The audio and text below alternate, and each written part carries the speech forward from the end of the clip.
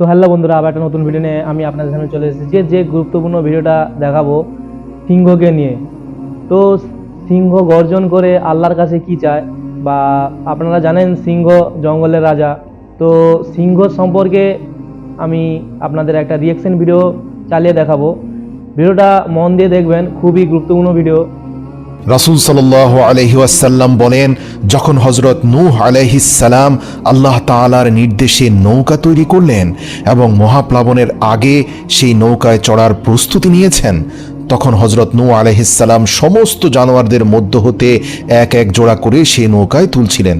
তখন সমস্ত প্রাণীরা অভিযোগ করল, হে আল্লাহর নবী, বনের প্রত্যেকটি প্রাণী কাউকে না কাউকে ভয় পায়, কিন্তু সিংহ কাউকে ভয় পায় না। আমরা কিভাবে এমন একটি নৌকার মধ্যে শান্তিতে এবং নিরাপদে অবস্থান করতে পারবো যেখানে আমাদের সাথে ওই একই নৌকায় বনের রাজা সিংহ থাকবে? তখন আল্লাহ তাআলার ইচ্ছায় সিংহ জ্বরে আক্রান্ত হয়ে পড়ে, যা ছিল পৃথিবীর বুকে সর্বপ্রথম কোনো প্রাণীর জ্বরে আক্রান্ত হওয়ার ঘটনা। সেই দিন থেকে সিংহ শারীরিকভাবে সর্বদা জ্বরে আক্রান্ত থাকে। এরপর হযরত নূহ আলাইহিস সালামের সাথে বাকি প্রাণীরা ইঁদুরের উৎপাত নিয়ে অভিযোগ করল। তারা বলল, ইঁদুর আমাদের সমস্ত খাবার সামগ্রী নষ্ট করছে।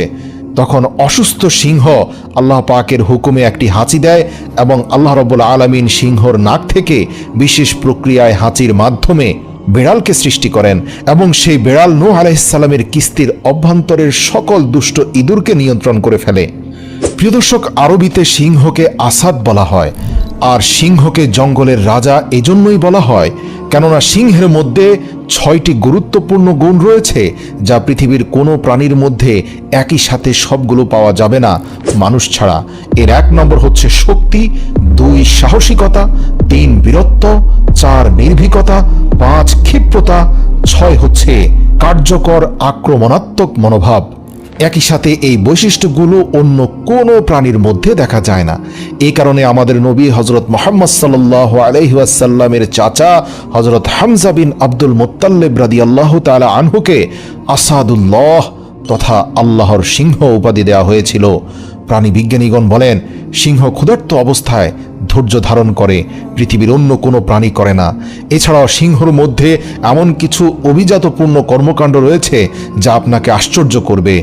যেমন সিংহ অন্য কোনো প্রাণীর শিকার করা ঝুটা খাবার খায় না, এমনকি নিজের পেট ভরে যাওয়ার পরে অতিরিক্ত খাবার অন্য হিংস্র প্রাণীদের জন্য রেখে দেয়, এবং যেই খাবার অন্য প্রাণীদেরকে সিংহ একবার দান করে দেয় তা আর দ্বিতীয়বার চায় না বা সেখানে এসে তা আছে কিনা চেকও করে না। প্রাণী বিজ্ঞানীগণ বলে থাকেন, সিংহ ক্ষুধার্ত অবস্থায় ধৈর্য ধারণ করে এবং এরা পানির প্রয়োজন খুব কম অনুভব করে, অর্থাৎ এদের তৃষ্ণা খুব কম পায়। সিংহ যখন ক্ষুধার্ত হয় তখন সে প্রচণ্ড বদমেজাজি হয়ে যায়, কিন্তু যখনই সিংহর পেট ভরে যায় তখন সিংহ খুবই শান্তশিষ্ট থাকে, এমনকি সামনে দিয়ে শিকার হেঁটে গেলেও চোখ তুলেও তাকায় না। সিংহ কুকুরের খাওয়া ঝুটা পানি কখনোই পান করে না। সিংহ তার শিকার করা খাবার মাড়ির দাঁত দিয়ে চিবিয়ে না খেয়ে সামনের সূচালো দাঁত দিয়ে ছিঁড়ে ছিঁড়ে খায়। এটা সৃষ্টি জগতে শুধুমাত্র সিংহই করে থাকে। সিংহের মধ্যে শুধু এক জায়গায় কাপুরুষতা ও সাহসের অভাব দেখা যায়। সিংহ যদি কখনো মোরগের ডাক শুনতে পায় তখন সিংহ প্রচণ্ড ভয় পায়। এছাড়া আগুন দেখলে সিংহ বিস্মিত বা আশ্চর্য হয়ে যায়। এমন অনেক ভিডিও রয়েছে যে আগুন জ্বলার কারণে সিংহ খুবই বিস্ময়ের সাথে তা দেখছে এবং আশ্চর্য হচ্ছে। সিংহের চোয়াল পৃথিবীর সবচেয়ে শক্তিশালী চোয়াল হয়ে থাকে। কোনো প্রাণীর প্রতি সিংহের কোনো ধরনের স্নেহ মমতা পোষণ করে না। সিংহ অন্য কোনো প্রাণীকে এমন যোগ্য মনে করে না যে সেই প্রাণী সিংহের কোনো ধরনের আক্রমণের পাল্টা জবাব দিতে পারবে। যদি কোনো কিছুর মধ্যে সিংহের চামড়া রেখে দেওয়া হয় তাহলে ধীরে ধীরে এই চামড়া থেকে পশম ঝরতে থাকে। সিংহ যদি শত চেষ্টাও করে তবুও কোনো হায়েজ চলাকালীন মহিলার নিকটে যেতে পারে না। এর কারণ হিসেবে গবেষকরা বলেন, সিংহ জ্বরাক্রান্ত থাকে বলেই হায়েজ আক্রান্ত অসুস্থ নারীদের ধারে কাছেও ঘেঁষে না। তবে এর নিগূঢ় রহস্য আল্লাহ ভালো জানেন। সিংহের বার্ধক্যের লক্ষণ হচ্ছে সিংহ যখন বৃদ্ধ হয়ে যায় তখন এর দাঁত একটা একটা করে পড়তে থাকে। হযরত আব্দুল্লাহ ইবনে ওমর থেকে একটি ঘটনা বর্ণনা হয়েছে। তিনি লিখেছেন, একবার এক এলাকার লোকজনদের খোঁজখবর নেয়ার জন্য তিনি ওই জনপদের পাশ দিয়ে যাওয়ার সময় ভেতরে প্রবেশ করলেন। তিনি তাদেরকে জিজ্ঞাসা করলেন, তোমাদের উপর কি কোনো বিপদ মুসিবত আপতিত হয়েছে? তখন তারা উত্তর দিল, আমাদের এলাকায় এক রাস্তায় একটি সিংহ রয়েছে। সিংহটি আমাদের জনপদের মানুষদেরকে আতঙ্কিত করে রেখেছে। এই কথা শুনে হযরত আব্দুল্লাহ ইবনে ওমর তার বাহন থেকে নামলেন এবং তিনি সেই সিংহের নিকটে গেলেন আর সিংহটির কান ধরে তাকে সেই রাস্তা থেকে সরিয়ে দিলেন এবং হযরত আব্দুল্লাহ ইবনে ওমর রাদিয়াল্লাহু তাআলা আনহু সিংহটিকে উদ্দেশ্য করে বললেন, তোর ব্যাপারে আল্লাহর রাসূল সাল্লাল্লাহু আলাইহি ওয়াসাল্লাম ঠিকই বলেছিলেন। সেটা হচ্ছে, মানুষ আল্লাহ ছাড়া গায়রুল্লাহকে ভয় করার কারণেই মানুষের অন্তরে এই রকম সিংহের ভীতি আল্লাহ ঢুকিয়ে দিয়েছেন।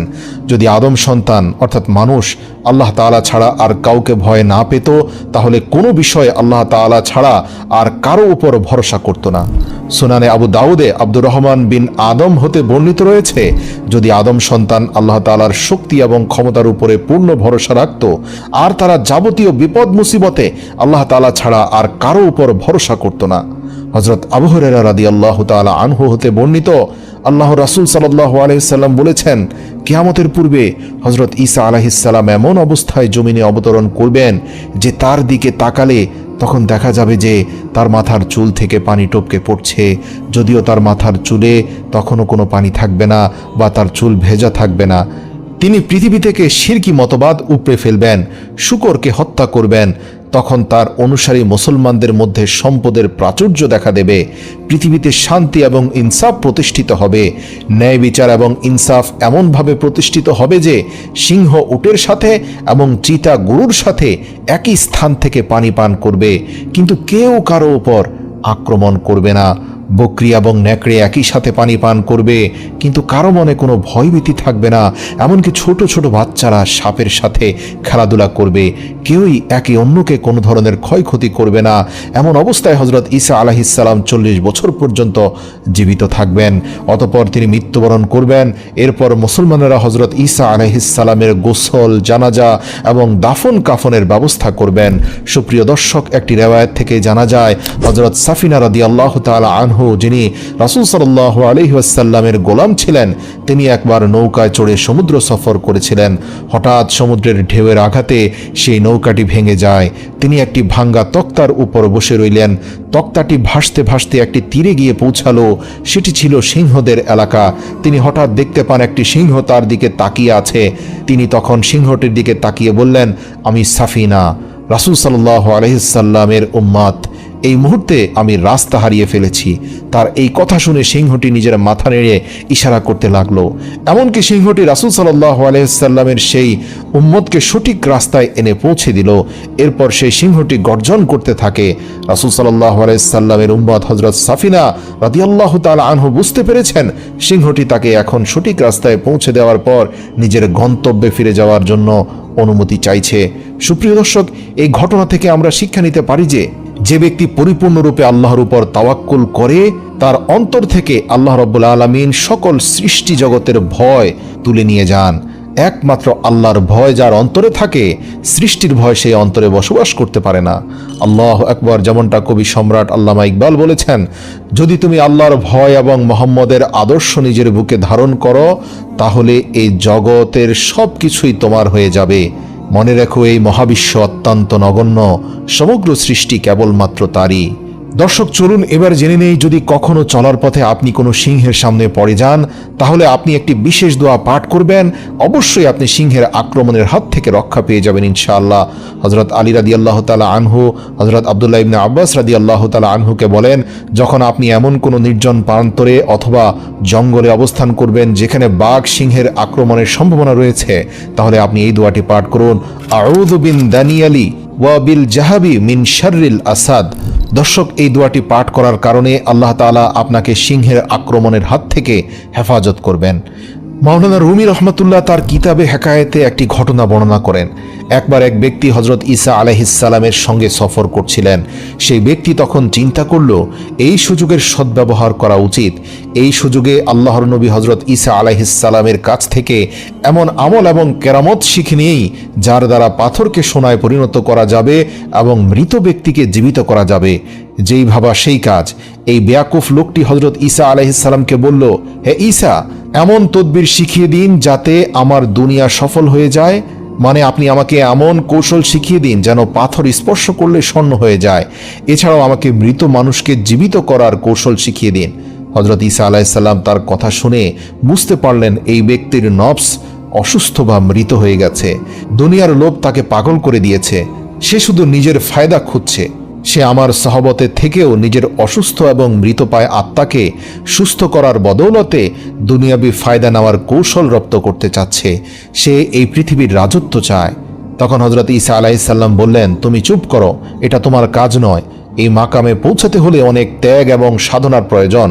এই ক্ষমতা কেবলমাত্র তখনই অর্জিত হয় যখন কোনো ব্যক্তি নিজের আত্মাকে পরিশুদ্ধ করতে করতে যুগের পর যুগ সময় পার করে দেয়। মনে করো তুমি যদি হজরত মুসা আলাইহিসসালামের হাতের লাঠিও পেয়ে যাও, তাতে কোনো লাভ হবে না, কেননা সেই লাঠির দ্বারা কাজ করতে হলে মুসা আলাইহিসসালামের হাত প্রয়োজন। সব মানুষ মুসা আলাইহিসসালামের হাতের লাঠি নিয়ে তা ফেলে দিলে সাপ তৈরি হবে না, আবার সাপকেও লাঠি বানাতে পারবে না। সেই লোকটি হজরত ঈসা আলাইহিসসালামকে বলল, আপনি যদি আমাকে এই বিদ্যা শিক্ষা দিতে না চান তাহলে দিয়েন না, কোনো সমস্যা নেই। যদি আমার এই অনুরোধ রক্ষা করার মতো যোগ্য না হয়ে থাকেন তাহলে আমাকে একটি মুর্দা জীবিত করে দেখান তো। আমার তো মনে হয় আপনি তাও পারবেন না। লোকটি এ সকল কথা বলার মাধ্যমে হজরত ঈসা আলাইহিসসালামকে অপমান করতে থাকলো। হজরত ঈসা আলাইহিসসালাম চুপ করে গেলেন। এরপরে কৌশলে তারা একটি গর্তের ভেতরে কিছু হাড়গোড় পড়ে থাকতে দেখল। তখন লোকটি তাচ্ছিলের সাথে বলল, দেখি এই হাড়গোড়গুলো কি জীবন দিতে পারেন কিনা, তাহলে বুঝবো এখনো আপনার কেরামতি আছে। ঈসা আলাইহিসসালাম আল্লাহ পাকের শেখানোর দোয়া পড়ে সেই হাড়ের উপরে ফু দিলেন। অবশেষে দেখতে দেখতে চোখের সামনে হাড়গুলো একত্রিত হয়ে ভয়ঙ্কর এক সিংহে পরিণত হয়ে গেল। সিংহটি প্রচণ্ড গর্জন করল। তারপর সিংহটি লাফ দিয়ে সে গর্ত থেকে বেরিয়ে আসলো এবং এই ব্যক্তিটির উপর ঝাঁপিয়ে পড়ল এবং চোখের পলকে সিংহটি সেই লোকটিকে হত্যা করে ফেলল। হজরত ঈসা আলাইহিসসালাম তখন সিংহটিকে জিজ্ঞেস করল, তুমি এমনটা কেন করেছো? সিংহটি তখন উত্তর দিল, আমাকে ক্ষমা করবেন ইয়া রাসূলুল্লাহ, আল্লাহ পাকের নির্দেশ ব্যতীত আমি কিছু করিনি। এই ব্যক্তি আপনার জন্য যন্ত্রণার কারণ হয়ে দাঁড়াচ্ছিল। তার অন্তর দুনিয়ার লোভে কলুষিত হয়ে গিয়েছিল। আল্লাহ পাক আমাকে শুধুমাত্র এই জন্যই জীবন দিয়েছিলেন কেননা তার মৃত্যু আমার হাতেই লেখা ছিল। তখন হজরত ঈসা আলাইহিসসালাম জিজ্ঞেস করলেন, তাহলে তুমি তার মাংস কেন ভক্ষণ করলে না বা তার রক্তই বা কেন পান করনি? সিংহটি তখন উত্তর দিল, হে ঈসা আলাইহিসসালাম, এই দুনিয়ার বুকে প্রথম মৃত্যুবরণ করার সাথে সাথে দুনিয়ার সকল রিজিক আমার জন্য হারাম হয়ে গিয়েছে। শুধুমাত্র এই ব্যক্তির মৃত্যুই আমার ভাগ্যে লেখা ছিল। তাই তো তার মৃত্যু ব্যতীত এখান থেকে তার রক্ত বা মাংস পান করার কোনো সুযোগ আমার নেই। প্রিয় মুসলিম ভাই বোনেরা, এই গল্প থেকে আমরা যা শিক্ষা পাই তা হলো মূর্খ লোকেরা তাদের মূর্খতা এবং অপ্রীতিকর কর্মকাণ্ডের দ্বারা নিজেদের জন্য বিপদ মুসিবত ডেকে আনে। এছাড়াও আমরা যেটা জানতে পারলাম, নবী রাসূলদের সঙ্গে বেয়াদবি জানোয়ারেরাও বরদাস্ত করে না। এবার আপনারাই চিন্তা করুন, বর্তমান জামানায় যারা মুহাম্মদুর রাসূলুল্লাহ সাল্লাল্লাহু আলাইহি ওয়াসাল্লাম বা আল্লাহর তরফ থেকে প্রেরিত কোরআনের সাথে অবমাননা করছে, তাদের কি পরিণতি হতে পারে? প্রিয় দর্শক, এবার আপনাদেরকে সিংহের ঔষধি গুণাগুণ সম্পর্কে বলবো। প্রাণী বিজ্ঞানীগণ বলেন, যদি কুমিরেরা সিংহের গর্জন শুনতে পায় তাহলে কুমিরের শ্বাসরুদ্ধ হয়ে আসে। আর যদি কোনো ব্যক্তি পশম সহ সিংহের চামড়ার এক টুকরো সুতায় বেঁধে গলায় ঝুলিয়ে রাখে তাহলে অপ্রাপ্ত বয়সে যদি তার মৃগী রোগ থাকে তাহলে তা সেরে যাবে। যদি মৃগী রোগ প্রাপ্তবয়স্ক হওয়ার পরে হয়ে থাকে তাহলে সেক্ষেত্রে কোনো উপকার পাওয়া যাবে না। কোনো স্থানে যদি সিংহের কেশরে আগুন ধরিয়ে এর ধোঁয়া ছড়িয়ে দেওয়া হয় তাহলে তার গন্ধে সমস্ত জানোয়ার সেই স্থান থেকে পালিয়ে যাবে। যদি সিংহের চামড়ার এক টুকরো কাপড়ের সিন্দুকে ভরে রাখা হয় তাহলে সেসব কাপড়ে কোনো ধরনের পোকামাকড়ের আক্রমণ হয় না। আর যদি সিংহের গোবর শুকিয়ে তা মদের সাথে মিশিয়ে মদে আসক্ত কোনো ব্যক্তিকে পান করানো যায় তাহলে ওই ব্যক্তি জীবনে আর কোনোদিন মদ পান করতে চাইবে না, তার অন্তর থেকে মদের নেশা চলে যাবে। সুপ্রিয় দর্শক, চলুন এবার জেনে নেই, যদি কোনো ব্যক্তি স্বপ্নে সিংহ দেখতে পায় তখন তার কি ব্যাখ্যা হবে। বন্ধুরা, স্বপ্নে সিংহ কখনো অত্যন্ত নিষ্ঠুর এবং অত্যাচারী হিসাবে দেখা যায়, আবার কখনো অত্যন্ত সাহসী এবং বীরত্বের প্রতীক হিসাবে, প্রচণ্ড শক্তিশালী হিসাবে, আবার কখনো ভয়ঙ্কর শত্রু হিসাবে দেখা যায়। আবার কখনো কখনো গর্ভবতী নারীরা স্বপ্নে সিংহ দেখেন। এর ব্যাখ্যায় বলা হয় তারা সাহসী সন্তান লাভ করবে। সিংহ সমস্ত জন্তু জানোয়ারের মধ্যে সবচেয়ে ভয়ঙ্কর জানোয়ার। সিংহের হাত থেকে বন্ধু বা শত্রু কেউই নিরাপদ নয়। সিংহ সাধারণত স্বপ্নে মৃত্যুর সংবাদ দেয়, এ কারণেই যে সিংহ মানুষকে হত্যা করে ফেলে।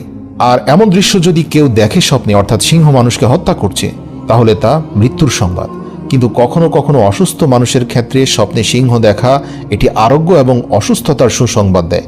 যদি কেউ স্বপ্নে দেখে যে সিংহ দেখতে পেয়েছে কিন্তু সিংহ তাকে দেখতে পাচ্ছে না বা তার দিকে তাকাচ্ছে না, বরং সেই ব্যক্তি সিংহকে দেখতে পেয়ে দৌড়ে পালানোর চেষ্টা করছে, তাহলে এর অর্থ হচ্ছে সেই ব্যক্তি যে জিনিসকে ভয় পায় তা থেকে সে নাজাত লাভ করবে এবং সে জ্ঞান এবং সম্পদ লাভ করবে। যদি কেউ স্বপ্নে দেখে যে সে সিংহের চুল, মাংস অথবা হাড় নিয়েছে, তাহলে তার অর্থ হচ্ছে এই ব্যক্তি কোনো শাসক অথবা তার কোনো শত্রুর কাছ থেকে সম্পদ লাভ করবে। যদি কেউ স্বপ্নে দেখে সে সিংহের পিঠে চড়ে ঘুরছে কিন্তু সে সিংহকে ভয় পাচ্ছে না, তাহলে এর অর্থ হবে সেই ব্যক্তি কোনো পেরেশানি থেকে মুক্তি পাবে। আর যদি দেখে যে সিংহের পিঠে আছে কিন্তু ভয় পাচ্ছে, তাহলে সেই ব্যক্তি কোনো পেরেশানি অথবা দুশ্চিন্তার মধ্যে রয়েছে। প্রিয় দর্শক, এবার আমরা জানবো যখন সিংহ গর্জন করে তখন সে আল্লাহ তাআলার কাছে আসলে কি চায়।